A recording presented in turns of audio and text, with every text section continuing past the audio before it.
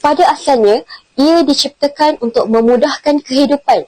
Namun hari ini, di media sosial, AI dilihat semakin mengganas. Bukan sekadar menghibur, malah mula menyentuh tentang alam gaib, dosa, pahala, syurga dan juga neraka.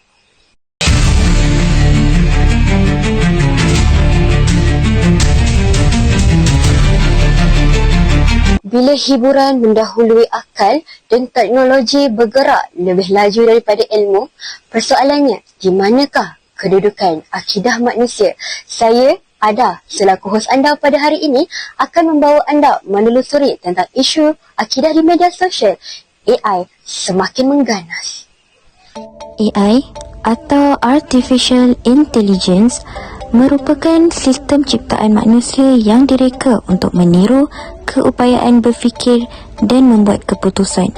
Namun hari ini, ia telah menjadi wabak yang sangat teruk di mana ia mula menggambarkan perkara tentang alam ghaib yang melebihi batasan manusia dan ilmu yang sebenar. Oleh itu, mari kita dengarkan pandangan Ustaz tentang isu ini. Baik, bismillahirrahmanirrahim. Berhubung masalah perkara ghaib dan penggunaan AI dalam menggambarkan perkara ghaib ataupun ahwal ghaibiyat, perkara-perkara ghaib ini, jadi kita lihat di situ ada beberapa perkara yang kita perlu pecahkanlah. Yang pertama, hal-hal ghaib, kemudian AI, dan apakah hukum penggunaan AI itu tentang isu hal-hal ghaib. Jadi yang pertama, bila kita sebut tentang hal-hal ghaib, hal-hal ghaib ini adalah hal yang kita tidak tahu melainkan daripada wahyu. Hal yang kita tidak boleh capai dengan panca indera, dan hal itu kita boleh ketahui hanya melalui apa yang disampaikan oleh Rasulullah dan yang disampaikan oleh Al-Quran. Hanya yang disampaikan melalui dua sumber ini sahajalah yang kita boleh berpegang dan percaya bahawa hal ghaib itu, itulah ruang yang kita hanya boleh akses tentang hal-hal yang jadi karena banyak yang buat konten Day 1 di neraka, saya admin Haza ikutan buat demi kalian. Hari pertama masuk surga. Oh, subhanallah. Yang kedua ialah tentang isu AI.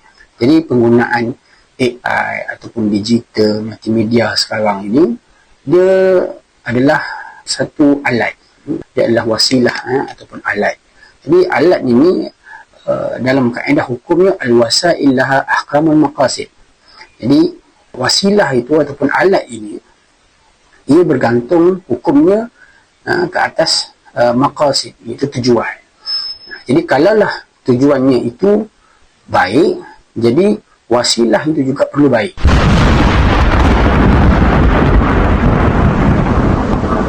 Jadi dalam hukum asal bagi wasilah ini ataupun alat ini, dia adalah harus. Jadi penggunaan AI dalam kehidupan kita ini adalah satu benda yang harus. Baik. Cuma kita melihat kepada penggunaan AI itu dalam menggambarkan perkara-perkara ghaib. Jadi kalau kita lihat pada asas yang pertama tadi kita sebut, hal yang ghaib itu tidak boleh dicapai melainkan melalui wahyu. Dan bila kita menjelaskan, menggambarkan perkara-perkara ghaib itu yang tidak sama sekali seperti mana yang disebut oleh wahyu, maka dia akan menjadi sesuatu yang tidak dibenarkan.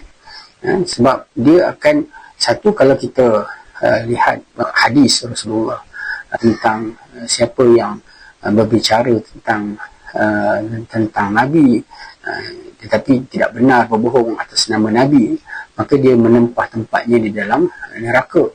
Jadi apabila kita menyampaikan sesuatu yang bukan daripada apa yang disampaikan oleh Rasulullah, maka dibimbangi bahawa kita akan masuk dalam kategori mereka yang menempah tempatnya di dalam neraka.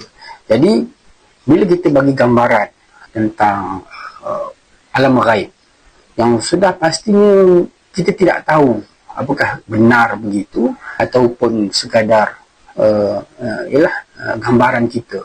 Jadi oleh kerana ada kemungkinan-kemungkinan yang tidak benar itu, maka hal itu walaupun bertujuan baik, niatnya baik untuk bagi kesedaran kepada orang, kembali kepada agama, insaf, tetapi matlamat tidak menghalalkan cara. Noval, Awal, Mufti, Huda mah atas di surga, susulnya tuh. Ulah hilap bawakan rokok. Saya menyesal dulu sering membentak dan memukul suami saya. Tolong maafkan saya ya Tuhan. Sebagai pesanan dan juga pengajaran untuk kita ambil dalam isu yang terkini ini, AI dan dalam kehidupan masyarakat. Jadi satu perkara yang kita kena faham, yang perlu kita kuatkan ialah ilmu. Jadi cabaran teknologi ini tidak pernah berhenti dan mereka akan terus hadir dalam kehidupan kita. Cuma kitalah yang perlu menyediakan ilmu untuk menapis hal-hal khususnya berkaitan akidah. Dan isu akidah adalah isu yang kita sebut sebagai antivirus.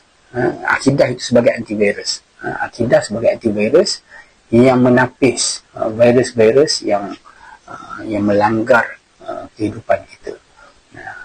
Entertainment, AI, semua itu adalah teknologi, alat yang mana memerlukan kebijakan kita untuk menilai hal itu adalah baik ataupun buruk. Lagi-lagi dalam soal agama, hendaklah kita ada ilmu untuk kita sedar hal itu perkara yang menyalahi agama ataupun tidak.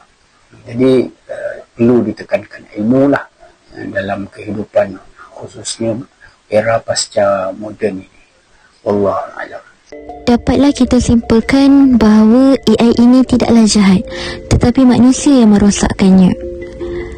Oleh itu, sekian saja dari saya Ada selaku hos anda pada hari ini.